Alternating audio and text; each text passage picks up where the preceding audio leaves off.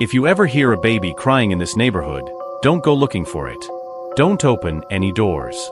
Don't follow the sound. And whatever you do, don't pick it up. That's how the extra baby finds you. I know because I made that mistake 3 weeks ago. And now, it won't leave. It followed me home. It waits outside my apartment every night. And soon, it'll find a way in.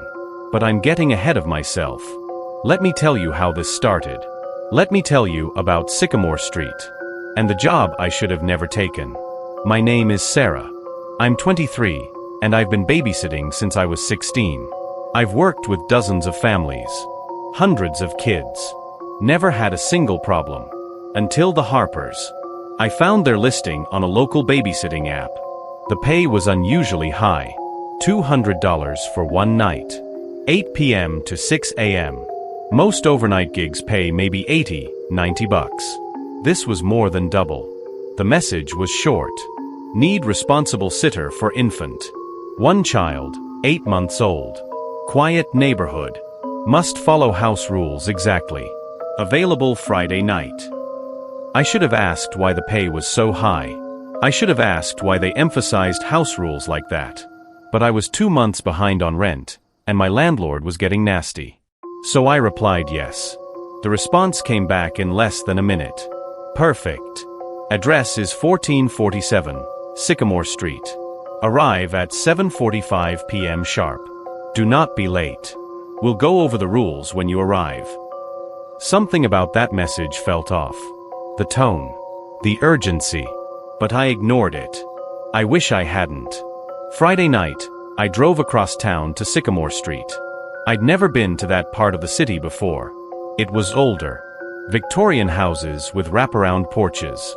Tall trees that blocked out the streetlights. As I turned onto Sycamore, I noticed something strange. Every house had its porch light on. Every single one. Like they were watching. Number 1447 was at the end of a cul-de-sac. A 2-story colonial with dark green shutters. The porch light was on, but the rest of the house was dark except for one window on the second floor. I checked my phone. 7:43 p.m. 2 minutes early. As I walked up the driveway, I noticed the neighboring houses. They all had toys in the yards.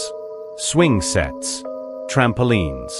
But Sycamore Street was completely silent. No kids playing. No dogs barking. Just quiet. The door opened almost immediately. Mrs. Harper stood there. Mid-30s, blonde hair pulled back tight. She was smiling, but her eyes weren't. She looked tired. No, exhausted. Like she hadn't slept in weeks. Sarah? She asked. Yes, that's me. Come in. Quickly. She ushered me inside and locked the door behind me. 3 locks. Deadbolt, chain, and a sliding lock at the bottom. The house smelled like lavender and something else. Something sour. Like spoiled milk. Mr. Harper was standing in the hallway. Tall, thin, wearing a suit even though it was Friday night. He didn't smile. Just nodded. You're on time, he said. That's good.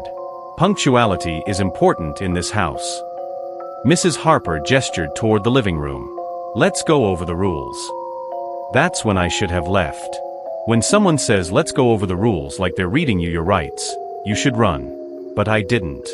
Mrs. Harper handed me a printed list. Typed. Single-spaced. The title read, House Rules. Must follow exactly. These aren't suggestions, Mr. Harper said. These are requirements. If you can't follow them, we need to know now. I scanned the list. There were 12 rules. Rule 1. Baby Emma sleeps in the nursery on the 2nd floor. Do not enter the nursery after midnight for any reason. Rule 2. If you hear crying after midnight, check the baby monitor first. If Emma is asleep on the monitor, do not go upstairs. Rule 3.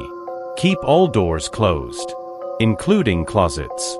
Rule 4. Do not answer the door after 10 p.m. Rule 5. If you hear knocking, ignore it. Rule 6. The 3rd floor door is locked. Do not attempt to open it. Rule 7. If the baby monitor shows static, unplug it immediately and leave it unplugged. Rule 8. Do not go into the basement. Rule 9. If you see a second baby, do not acknowledge it. Do not speak to it. Do not touch it. Rule 10. If the second baby asks to be picked up, refuse. Leave the room immediately.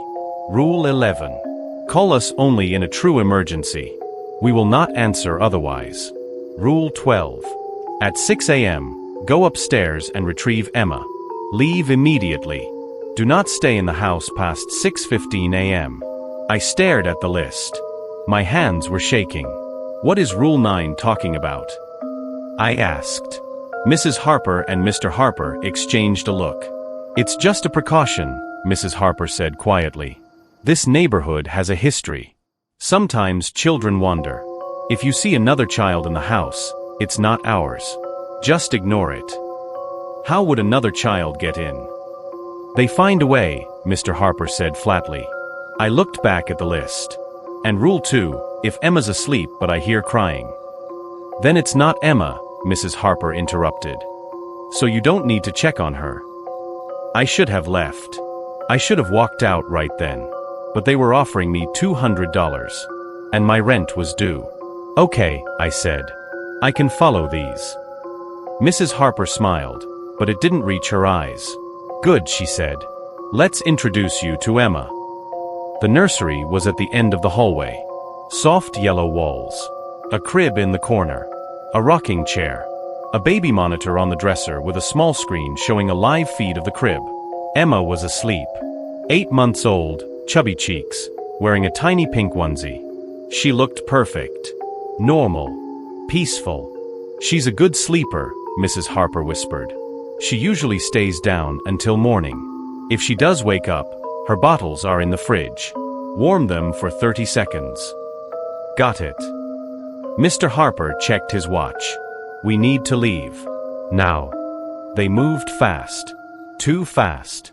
Within 2 minutes, they were at the front door with their coats on. Remember the rules, Mrs. Harper said. All of them. We'll be back at 6 a.m., Mr. Harper added. Not a minute sooner. And then they were gone. I stood in the hallway, listening to the silence. The house felt wrong.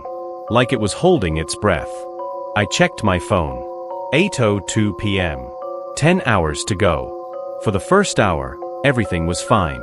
I sat on the couch, scrolled through my phone, checked the baby monitor every few minutes. Emma didn't move. Just slept peacefully, her tiny chest rising and falling. The house was old. It creaked. Floors groaned when I walked. But that's normal for houses like this. At 9 p.m., I got up to grab a snack from the kitchen. The kitchen was outdated. Tile counters. Old appliances. A door leading to the basement with a handwritten sign taped to it. Do not open. I didn't plan on it. As I closed the fridge, I heard something. It sounded like footsteps. Small footsteps. Like a child walking across the floor above me. I grabbed the baby monitor. Emma was still asleep. Hadn't moved. Old houses settle, I told myself. That's all it was. I went back to the couch and turned on the TV. Some late-night talk show. I kept the volume low. At 9:30, I heard it again. The sound was coming from upstairs. Directly above me. It sounded like a rocking chair. I checked the monitor again. Emma's room was still. The rocking chair in the corner wasn't moving. But the sound continued. I got up and walked to the bottom of the stairs. Looked up into the darkness. Hello. I called out softly. The creaking stopped abruptly. Silence. I waited. Nothing. I went back to the couch. Turned the TV back on. Tried to ignore it. But every few minutes, I'd hear something. A creak. A thump. A soft dragging sound, like something small being pulled across the floor. At 10:15 p.m., the baby monitor flickered. The screen went black for a second, then came back. Emma was still asleep. But now, in the corner of the frame, I saw something. A shadow. Just for a moment. Then it was gone. I stared at the screen. It didn't come back. At 11 p.m., I decided to do a walkthrough. Check the doors. Make sure everything was locked. I checked the front door. Locked. Back door. Locked. All the windows on the first floor, locked. I walked past the basement door, paused. From the other side, I heard breathing. Not loud, but rhythmic. Like someone standing just on the other side. I backed away. Rule 8. Do not go into the basement. I wasn't planning on it. I went back to the living room and checked the monitor. Emma was awake. She was sitting up in her crib, looking around.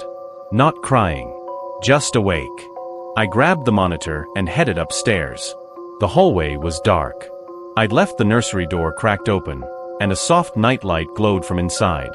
As I reached for the door, I heard something behind me. A soft giggle. Childlike, but wrong.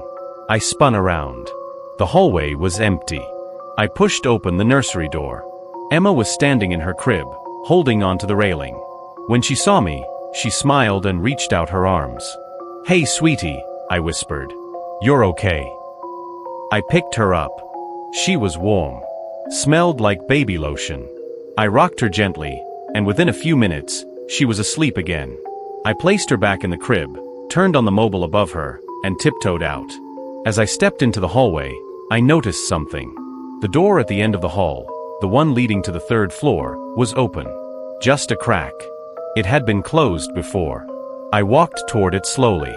As I got closer, I heard something from behind the door. Faint crying. Muffled. Distant. A baby crying. But Emma was asleep. I reached for the door handle. My fingers touched the cold metal. And then I remembered. Rule 6. The third floor door is locked. Do not attempt to open it. I pulled my hand back. The crying continued for a few more seconds, then stopped. I backed away from the door, went downstairs, sat on the couch, and checked the time. 11:47 p.m. 6 more hours. At midnight, the house changed. It's hard to explain. The air felt heavier. The shadows seemed darker. And the silence became loud.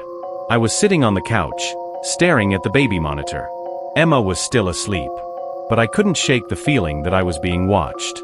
At 12:03 a.m., I heard the first knock.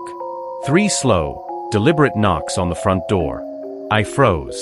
Rule 4. Do not answer the door after 10 p.m. Rule 5. If you hear knocking, ignore it. I stayed on the couch. Didn't move. 3 more knocks. Louder this time. I held my breath. The knocking stopped. I waited. 30 seconds passed. Then I heard it again. This time from the back door. My heart was pounding. I looked at the baby monitor. Emma was still asleep. The knocking moved to a window. Then another window. It was circling the house. I pulled my knees to my chest and squeezed my eyes shut. It's not real, I whispered to myself. It's not real. All knocking stopped at once. Silence. I opened my eyes. And that's when I saw it. Standing in the hallway. A child. Not Emma. This child was older. Maybe 2 years old. Wearing a white nightgown that was too big. Its hair hung in front of its face. It stood perfectly still. Facing me. I couldn't move. Couldn't breathe. Rule 9 echoed in my head. If you see a second baby, do not acknowledge it. So I didn't look directly at it. I kept my eyes on the TV. Pretended I didn't see it. But I could feel it staring at me. Seconds passed. Then slowly, it turned around. It walked down the hallway. Toward the kitchen. And then I heard the basement door open. I sat there, shaking. It went into the basement. The door was still open. I could hear it down there. I grabbed my phone. My hands were trembling so badly I almost dropped it. I pulled up Mrs. Harper's number. Rule 11. Call us only in a true emergency. Was this an emergency? I didn't know. I didn't call. At 12:30 a.m., the baby monitor flickered again. This time, the screen didn't just go black. It showed something else. The nursery. But the angle was wrong. The camera was supposed to be mounted on the wall, facing the crib. But now the view showed the camera itself. Like something was holding the monitor, looking at it. And in the reflection of the screen, I saw a face. Small. Pale. Wrong. I unplugged the monitor immediately. Rule 7. If the baby monitor shows static, unplug it immediately. I sat in the dark, heart pounding. I needed to check on Emma. But Rule 2 said not to go upstairs after midnight if I heard crying. I hadn't heard crying. So was it okay to go up? I didn't know. I grabbed my phone and turned on the flashlight. Started walking toward the stairs. As I reached the bottom step, I heard it. Baby crying. From upstairs. I stopped. Emma. She was crying. But Rule 2 said if I heard crying after midnight, I should check the monitor first. I'd unplugged the monitor. So what was I supposed to do? The crying got louder. I made a decision. I ran upstairs. I burst into the nursery. Emma was standing in her crib, crying. Tears streaming down her face. Arms reaching for me. I scooped her up immediately. "It's okay," I whispered. "It's okay.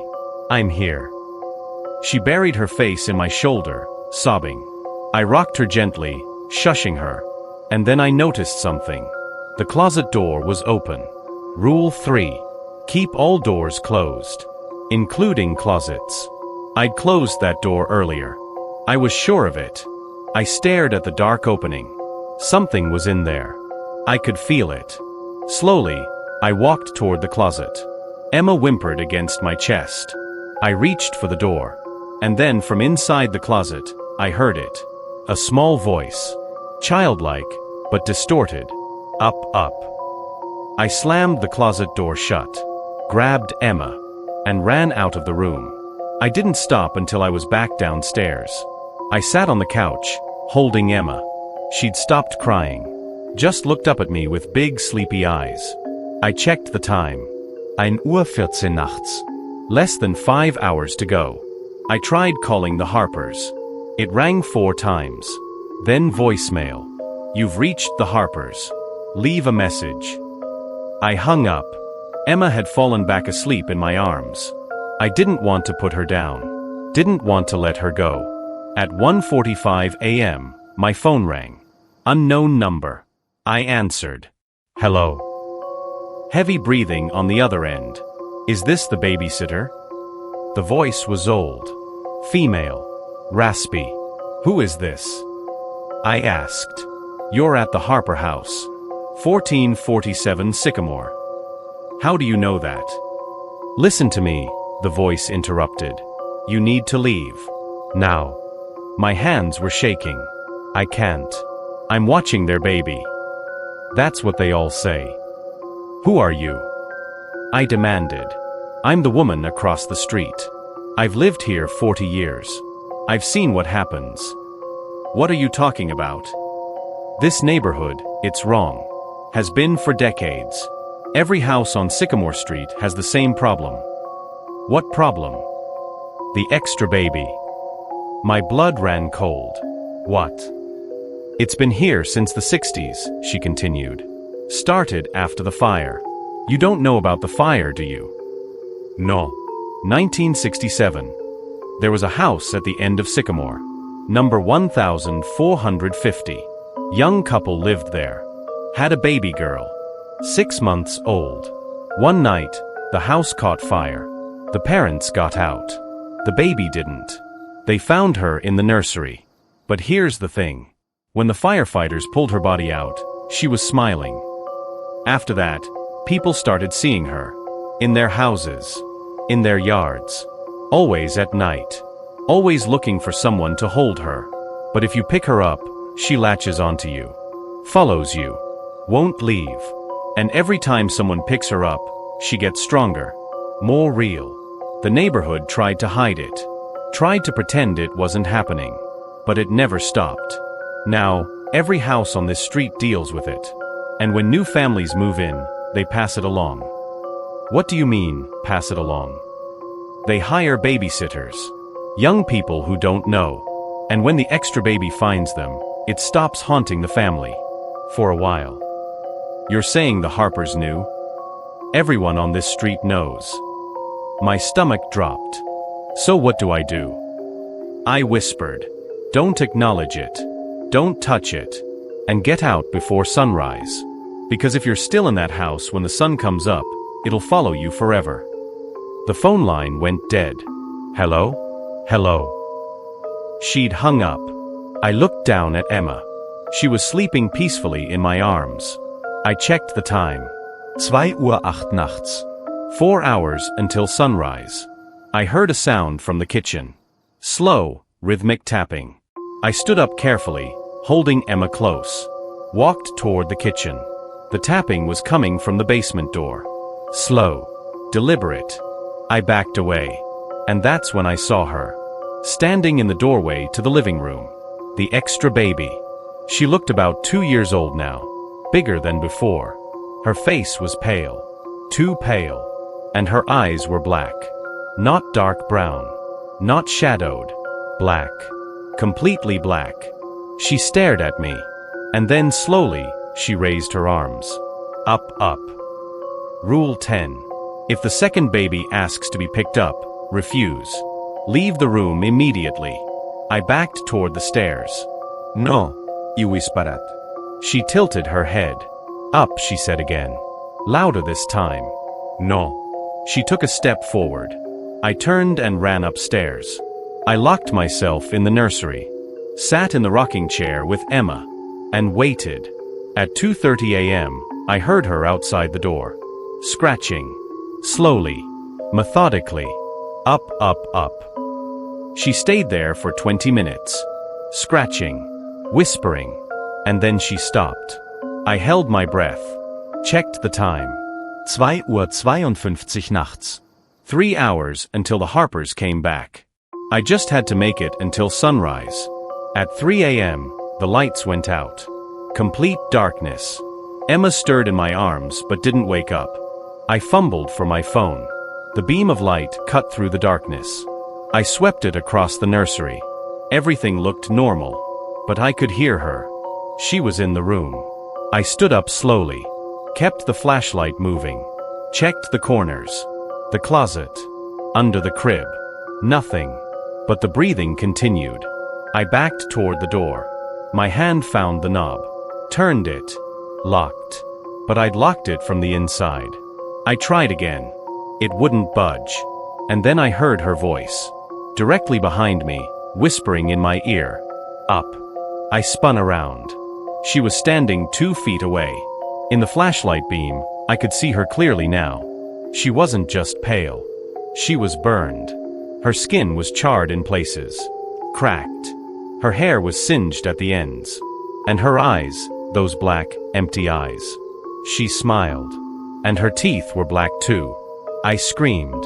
Pressed my back against the door. Get away from me. She tilted her head again. Up, she said. Not a request anymore. A demand. I held Emma tighter. You can't have her, I said through tears. You can't. She moved forward. Not walking. Gliding. Her feet didn't touch the ground. She reached out one hand. Her fingers were too long. Too thin. Up, up, up. I tried the door again. And this time, it opened. I fell backward into the hallway. Scrambled to my feet. And ran. I didn't know where I was going. Just away. Away from her. I ran down the stairs. Through the living room. Toward the front door. She was following. I reached the front door. Grabbed the locks. Deadbolt. Chain. Sliding lock. I pulled the door open. It slammed shut. I tried again. It wouldn't open. She was right behind me now. I could feel her. I turned around slowly. She was inches from my face. Up. Emma was crying. Screaming. I clutched her to my chest. No. The extra baby's face twisted. Her mouth opened wider than it should. And she screamed. It was so loud. I fell to my knees. Covered Emma's ears. The screaming continued for what felt like forever. Then stopped abruptly. Silence. I looked up. She was gone. I sat on the floor, holding Emma. Both of us shaking. The house was quiet again. I checked my phone. 3:47 nachts. 2 more hours. I couldn't stay in that house. I couldn't. But the doors wouldn't open. The windows were locked, and I didn't know if breaking one would make things worse. So I waited. I sat on the couch, kept every light on that I could, kept Emma in my arms, and I watched. At 4:30 a.m., I heard movement upstairs. Footsteps in the nursery, then in the hallway, then on the stairs. Slow, deliberate, coming down. I stood up. The footsteps stopped at the bottom of the stairs. I could see her silhouette in the darkness. She didn't move, just stood there, watching. Minutes passed. She didn't come closer. At 5 a.m., the sky started to lighten. The first hint of dawn crept through the windows. And as the light grew, she began to fade. Not quickly. Slowly. Like smoke dissipating. By 5:30 a.m., she was gone. The house felt different. Lighter. Normal. At 5:55 a.m., I heard a car pull into the driveway. The Harpers were back. I ran to the door. This time, it opened. Mrs. Harper and Mr. Harper walked up the steps. They looked refreshed. Rested. Like they'd had the best night of their lives. How was everything? Mrs. Harper asked, reaching for Emma. "I hendet herover." It was fine, I lied. Mr. Harper pulled out his wallet. Handed me $200 in cash. "Thank you," he said. "You followed the rules well." I stared at him. "You knew," I said quietly. "You knew what was in this house." Mrs. Harper's smile didn't falter. "We don't know what you're talking about." "The extra baby. The thing that's been haunting this neighborhood since 1967. You knew it would come for me." They said nothing. Just stared at me with those empty, tired eyes. "You used me," I said. "You passed it to me." Mrs. Harper stepped closer. "You should go," she said softly, "before it's too late." I looked at Emma. She was smiling. Happy. Safe. I turned and walked to my car. Got in. Started the engine. And drove away from Sycamore Street as fast as I could. That was 3 weeks ago. I haven't been back to Sycamore Street since. But it doesn't matter. Because she followed me. The night I got home, I heard it. Scratching at my apartment door. I looked through the peephole. She was standing in the hallway. Staring at the door. I didn't open it. I haven't opened it since. But every night, she comes back. Sometimes she scratches. Sometimes she whispers. Sometimes she just stands there. Waiting. I called the Harpers. Their number is disconnected. I drove back to Sycamore Street. The house is empty. For sale sign in the yard. They're gone. And I'm stuck with her. I don't know what to do. I don't know how to make her leave. All I know is that I should have never taken that job. I should have never gone to Sycamore Street. And I should have never, ever broken the rules. Because now she's mine. And she'll never let me go. If you ever get a babysitting offer that pays too much, turn it down. If you ever see a list of rules that doesn't make sense, walk away. And if you ever hear a baby crying at night, don't open your door. It might not be a child. And if you want to hear more stories like this, subscribe to Hush and Hunt. Just keep the lights on. Because you never know what's waiting in the dark.